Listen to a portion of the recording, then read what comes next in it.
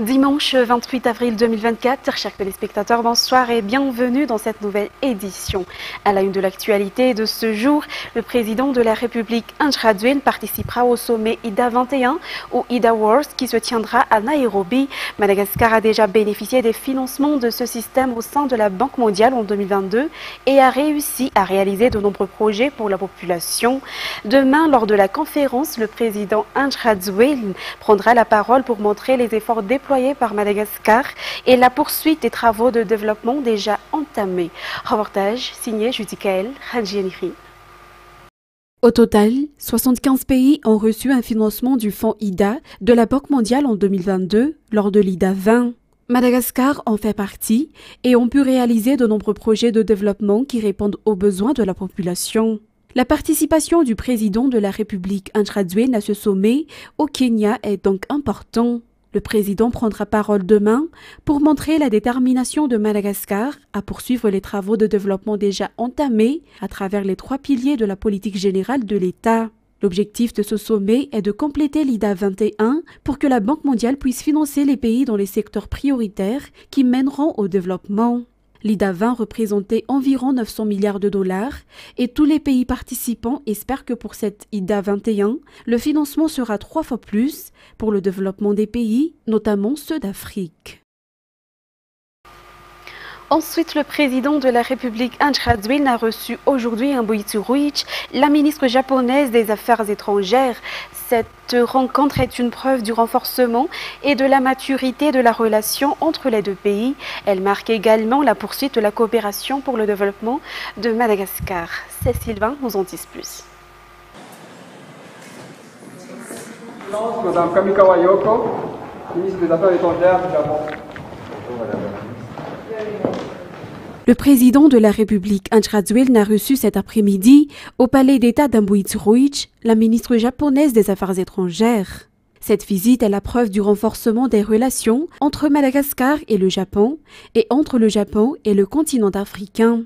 C'est ici, à Madagascar, que la ministre japonaise des Affaires étrangères débutera sa tournée dans ce continent, selon les informations. Elle est aussi le premier ministre japonais à se rendre à Madagascar. Les relations diplomatiques entre Madagascar et le Japon datent de 60 ans. Le gouvernement japonais apporte des aides pour le développement de Madagascar dans de nombreux domaines. À titre d'exemple, le domaine du développement commercial à travers le projet de développement de la direction du développement de l'axe économique Antananarivo-Tuamas ou TATOM. Il y a seulement quelques semaines aussi, l'inauguration du pont Mangour et Antsapazan sur la RN2, réalisée en collaboration avec le gouvernement japonais. L'extension du port de Tuamas, qui est un vaste projet réalisé en collaboration avec le Japon, est également en cours actuellement. Le Japon investit également à Madagascar à travers la société Ambatvi. Selon les informations, il s'agit d'un secteur qui a fourni des emplois à plus de 9000 Malgaches et 20 communes environnantes du projet ont bénéficié de développement et d'accompagnement social.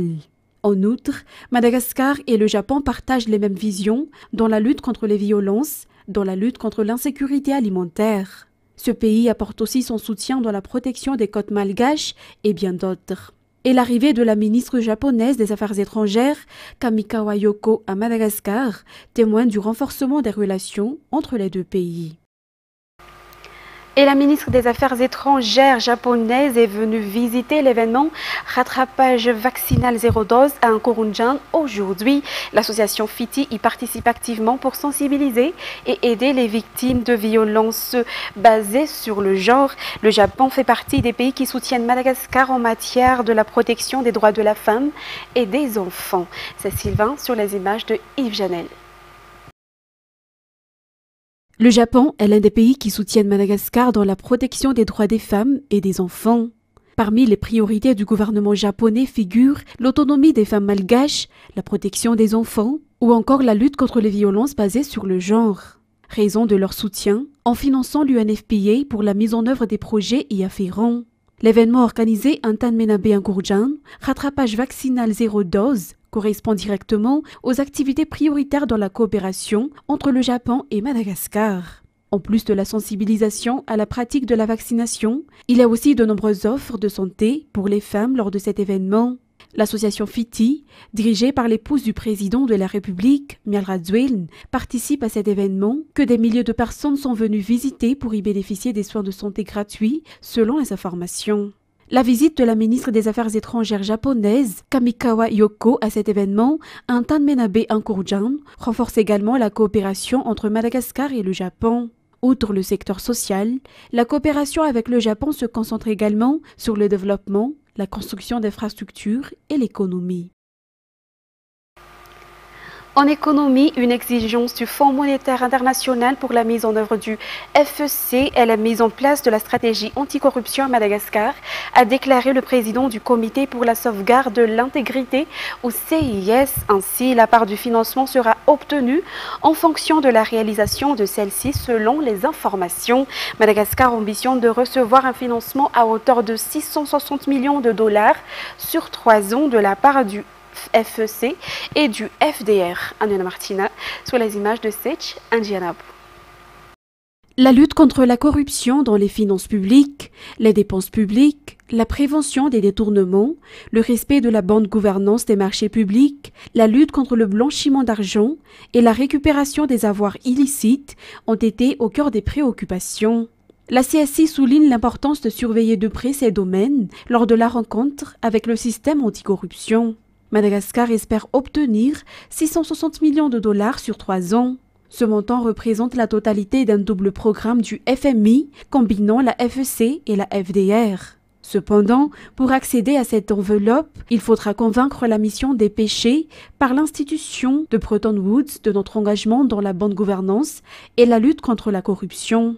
La présidente du Comité pour la sauvegarde de l'intégrité, Saounjara Benariv, et plusieurs membres de son équipe ont rencontré les équipes du FMI en visite à Madagascar. Les échanges se sont principalement portés sur le rôle du CSI et des systèmes anticorruption dans le suivi de la mise en œuvre des réformes et des engagements d'intégrité annoncés par les autorités malagasy. Dans un tout autre sujet, la célébration du 40e anniversaire de la 13e promotion de l'Académie militaire d'Antsirabe a débuté vendredi dernier dans cette localité. De nombreux événements ont été organisés à cette occasion en présence du président du Sénat qui était l'un des militaires issus de cette promotion. L'Académie militaire d'Antsirabe a marqué le début des célébrations du 40e anniversaire de la 13e promotion en posant la première pierre en vue de réhabiliter le CUR 13 où vivaient les lauréats de la 13e promotion lors de leur formation au sein de l'Académie militaire d'Antsirabe. Cette 13e promotion a fait un don de 40 millions d'ariars pour la réparation des murs et des portails de l'Académie et pour l'amélioration du dortoir des militaires qui y travaillent. Ce CUR 13, ou bataillon OPS, au sein de l'Académie militaire, porte le nom du colonel Ramiardzon Jean-Jacques, car il était l'un des meilleurs élèves au sein de cette académie et qui avait participé à l'aménagement de cette infrastructure, et il est également le commandant de la division. Il a eu également la remise de diplômes et d'un signe à Ping à la 45e promotion des élèves officiers de l'Académie militaire d'Antsirabe qui vient de terminer leur formation à Batloun.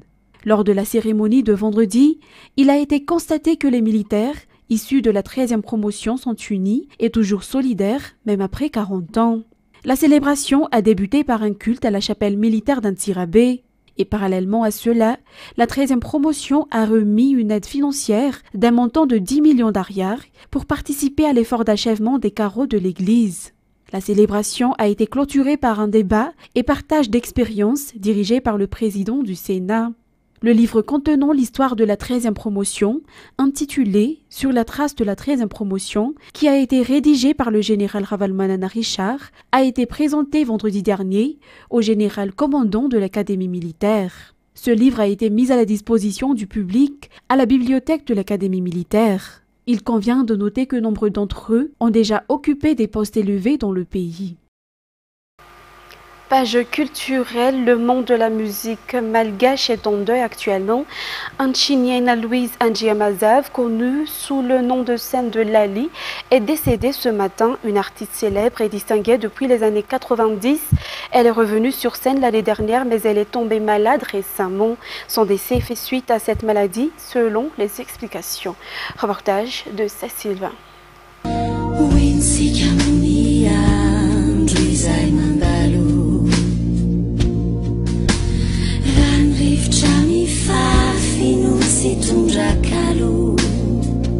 viva rend l'âme. C'est à 7h30 ce dimanche que la chanteuse malgache Lali a expiré son dernier souffle.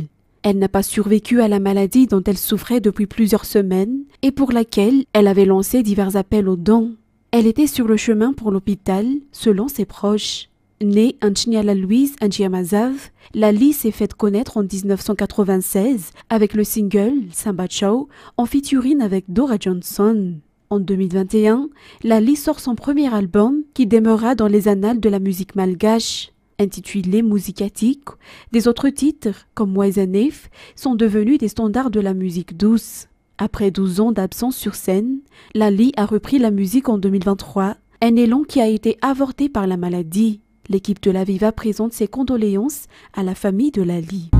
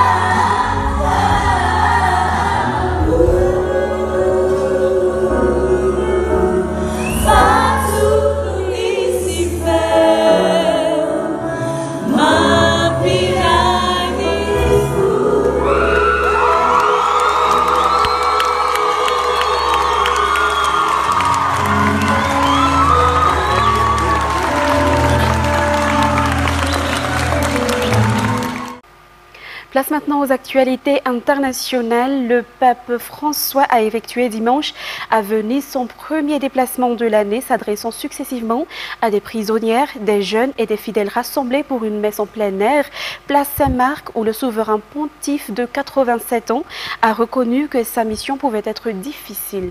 Reportage signé France 24. Le pape François sur le Grand Canal de Venise.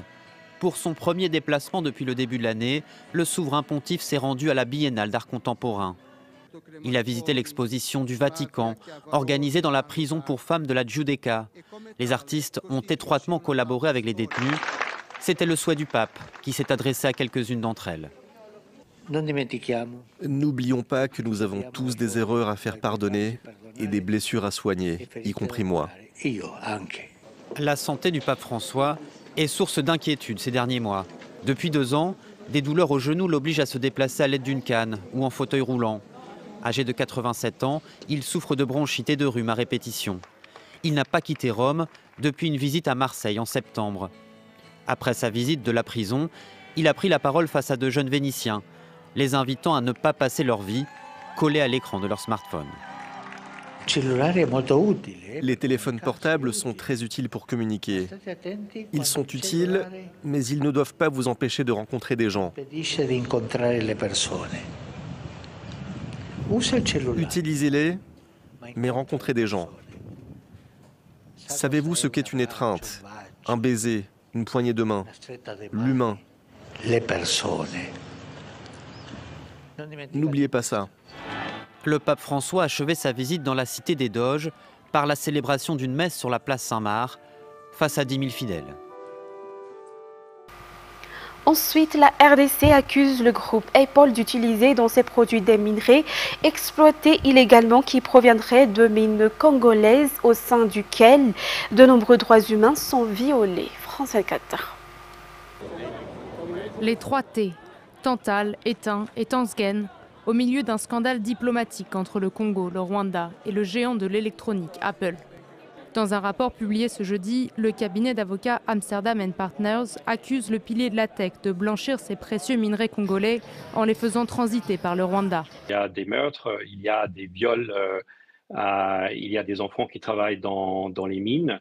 L'appellation minerai de sang, et pour ces raisons, en fait, les violations sont extrêmes. Il y a un chaos total qui règne dans cette partie du pays à cause de la guerre d'agression du Rwanda dans la région. Et c'est pas par hasard, c'est parce que il y a ces minerais qui se trouvent et la valeur des minerais qui se trouvent dans les sous-sols de la RDC. Au cœur des accusations, les régions du Nord et du Sud Kivu, à l'est de la RDC. Théâtre d'un violent conflit entre l'armée congolaise et les rebelles du M23 qui a déplacé plus de 2,7 millions de personnes. Ici, les mines sont souvent contrôlées par des groupes armés. Kinshasa accuse le Rwanda de piller ses ressources minières à travers leur soutien aux rebelles du M23. Cette situation au lourd bilan humain, soit 15 millions de morts, est l'œuvre d'un pays voisin, le Rwanda, à qui l'obsession et l'ivresse des matières stratégiques que regorge le sous-sol de mon pays ont fait perdre toute raison. De son côté, le Rwanda nie toute association avec le M23 et accuse Kinshasa de détourner l'attention vers le Rwanda avec de fausses accusations. Et 3 pays africains supplémentaires ont commencé à déployer à grande échelle des vaccins contre le paludisme destinés à des millions d'enfants sur un continent qui compte la plupart des décès dus à cette maladie, ont déclaré jeudi l'OMS et l'UNICEF. Reportage sous les images de France 24. Hôpital Saint-Joseph dans la banlieue d'Accra. Ici, tout le monde connaît quelqu'un qui est décédé des suites du paludisme.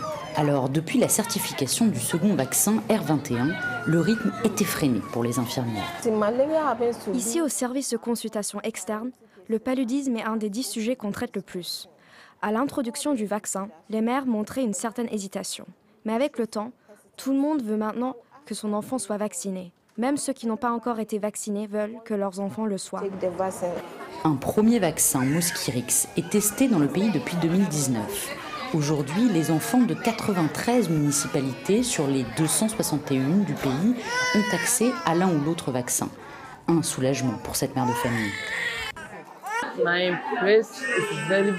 J'habite en brousse. Alors notre problème, c'est les moustiques. J'ai 3 enfants et Dany est mon dernier. Il a reçu 2 doses de vaccin contre le paludisme et il est fort et en bonne santé. Contrairement à mes 2 autres enfants qui n'ont pas reçu le vaccin. Les cas confirmés de paludisme sont passés de 192 pour 1000 personnes en 2019 à 159 juste un an plus tard. Les données recueillies ont montré une diminution significative de la mortalité, toutes causes confondues, chez les enfants de moins de 5 ans. Le paludisme étant la première cause de mortalité pour cette population, on peut en déduire que le vaccin a bien fonctionné.